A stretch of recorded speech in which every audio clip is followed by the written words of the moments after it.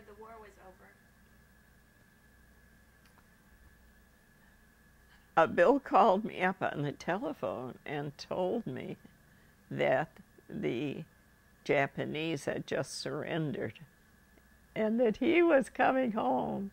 He and another man, wasn't it? Just only 2 men out of the 2,000 on the ship were eligible to come home because he'd been on it so long.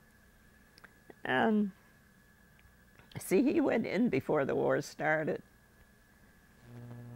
because he could hardly, he had a job, but you could hardly really get a good job because everybody knew you're going to have to go into the war.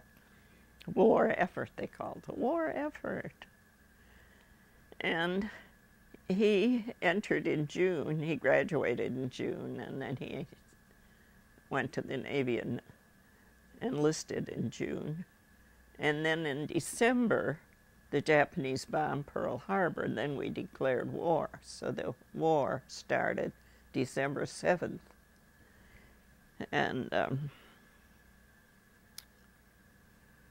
1940, right? 41, yeah, okay. And the rest is history. So after he called and said he was coming home, how long did it take for him to get home? Not long, about 10 days. Oh, really? And he came home in time for our first wedding anniversary. Remember that? That was great. So did you go to New York to meet him? No, he came to Chicago. See, he came from the Pacific. He came in through California and took the train, you know, to Chicago. And Chicago is a big railroad center, so he came to Chicago. And we went down to meet him, took him to our home.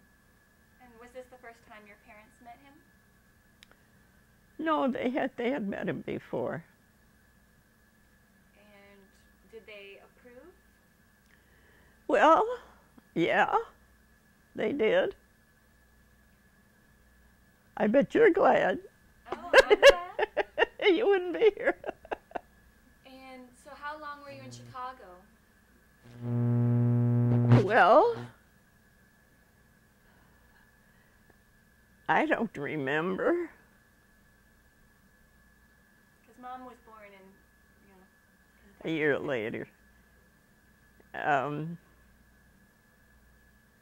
Well, he was in Chicago until he got a job. And he applied with a firm of, and they hired him, Wayne Feeds, and they hired him for salesman for Wayne Feeds. And so we moved then to the town of Princeton, Illinois, which was his area, in his area. And he went out from there. And